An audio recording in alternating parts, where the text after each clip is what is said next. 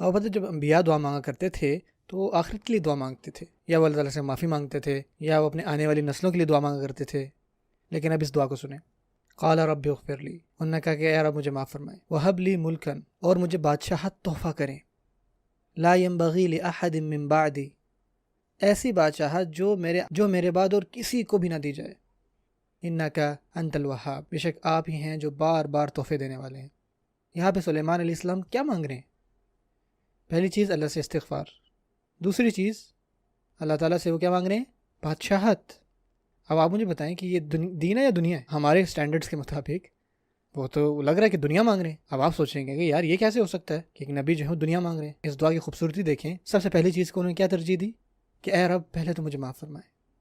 اب ایک انسان کتنا کر سکتا ہے اس دنیا میں؟ مجھے بتائیں، آپ کتنے سال اس دنیا میں رہ سکتے ہیں؟ مجھے بتائیں، پھر آپ نے اپنے رب کی طرف لوٹنا ہے، آپ چاہیں یا نہ چاہیں۔ ہمارا ایک دن معین ہے، ہمارے جانے کے بعد کیا چیز زندہ رہے گی؟ اگر میں اپنی آخرت کے حوالے سے سوچوں نہ بیٹھ کے اور اللہ تعالیٰ سے استغفار کرتا رہوں، میں اللہ سے توبہ کرتا ہوں، اللہ تعالیٰ کے سامنے روتا ہوں، اور میں اپنی عمر میں کتنی دیر تک یہ کر سکتا ہوں؟ ٹھیک ہے نا، ایک اس کی بھی ایک حد ہے۔ کون سی چیز ہے جو میری مدد کرے گی اللہ تعالیٰ سے استغفار کرتے رہنے میں میرے مرنے کے بعد بھی؟ وہ کیا ہوگی؟ اس کو کہتے ہیں صدقہ جاریہ، کوئی ایسی اچھائی جو آپ اپنے پیچھے چھوڑ جاتے ہو۔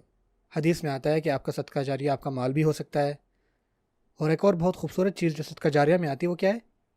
آپ کے بچے آپ کے جانے کے بعد وہ اچھی نیکیاں کرتے ہیں۔ اللہ تعالیٰ نے مختلف لوگوں کو مختلف چیزیں عطا کی ہیں۔ کچھ لوگوں کے پاس پیسے ہوتے ہیں لیکن بچے نہیں ہوتے، کچھ لوگوں کے پاس بچے ہوتے ہیں لیکن پیسے نہیں ہوتے۔ لیکن قرآن مجید میں آتا ہے المال والبنون زینت الحیات الدنیا، مال اور بچے جو ہیں وہ اس زندگی کی خوبصورتی میں سے ہیں، ہے کہ نہیں ایسا؟ سو اللہ تعالیٰ کچھ لوگوں کو کچھ چیزیں عطا کرتے ہیں، ٹھیک ہے، کچھ کو کچھ اور کچھ کو کچھ۔ اگر آپ قرآن مجید میں انبیاء کے بارے میں پڑھیں، ان سب کے پاس ایک جیسی قابلیت نہیں تھی۔ اب سلیمان علیہ السلام کے حوالے سے دیکھیں تو ان کا جو اسپیشل ٹیلنٹ تھا وہ کیا تھا؟ وہ تھی گورننس۔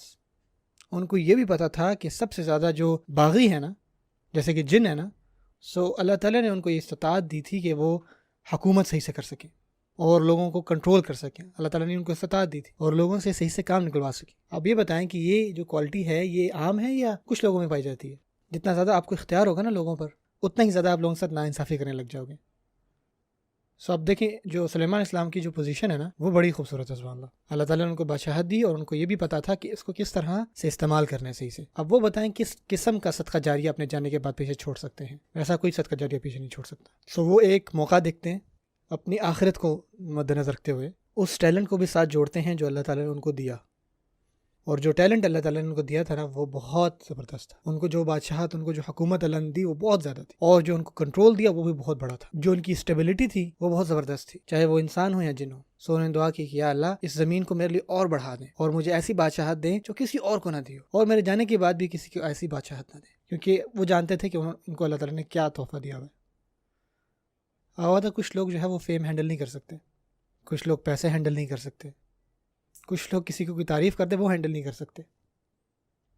سو پہلی چیز جو آپ کو جاننی وہ یہ ہے کہ آپ کی کمزوریاں کیا ہیں اور آپ کی طاقتیں کیا ہیں، اور جب آپ کو پتہ لگ جائے نا کہ یہ میری طاقت ہے تو پھر آپ اللہ تعالیٰ سے مانگتے ہیں کہ اللہ مجھے اس میں مزید بڑھائیں اور بڑھائیں اور بڑھائیں۔ جس چیز میں بھی اللہ نے آپ کو قوت دی ہے نا اس کو آپ مزید مانگیں اللہ سے، تاکہ آپ کی بھی پھر ایک میراث ہو پیچھے۔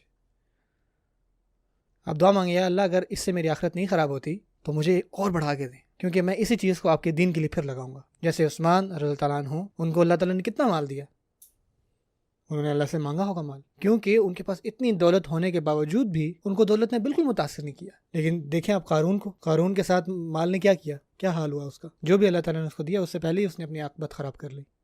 سو ہر کوئی ایک ہی چیز کے بارے میں نہیں مانگتا۔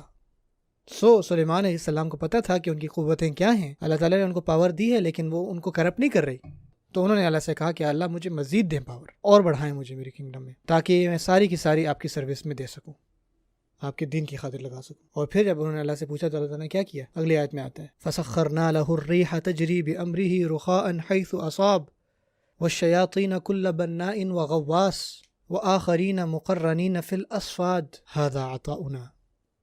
میں نے ان کے لیے ہوا کو ان کے تابع کیا، شیاطین ان کے لیے کام کرتے تھے آ کر، اور کچھ ایسے تھے جو سمندر کے اندر تک جاتے تھے اور اس سے خزانہ نکال کر لاتے تھے، اور وہ جو نہیں سنتے تھے وہ ان کو قید میں ڈالتے تھے۔ اللہ تعالیٰ نے ان کا اتنا بڑا احسان کیا، اللہ کہ یہ سب ہم نے ان کا عطا کیا۔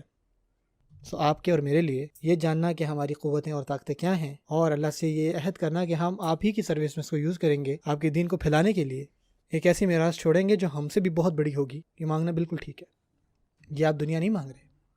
اور ایک اور بات، اگر آپ سے اس کو دنیاوی لحاظ سے بھی کوئی فائدہ ہوتا ہے تو اس میں کوئی برائی نہیں ہے، کیونکہ آپ وہی لیتے ہو جو آپ کی ضرورت ہوتی ہے، اور آپ اس میں وہ دیتے ہو جو آپ کو آخرت میں مفید ہوگی، کیونکہ آپ کو پتہ ہے کہ آپ کی سب سے بڑی ترجیح کیا ہے؟ ربی اغفر لی، یا اللہ مجھے معاف فرما۔ یہ سب کا سب اللہ تعالیٰ سے استغفار مانگنے کا ہی نتیجہ ہے۔ چاہے آپ اور میں کتنی نیکیاں کر لیں وہ کافی نہیں ہوں گی، تو اللہ سے دعا مانگیں کہ یا اللہ میں مرنے کے بعد بھی نیک کام کرتا رہوں۔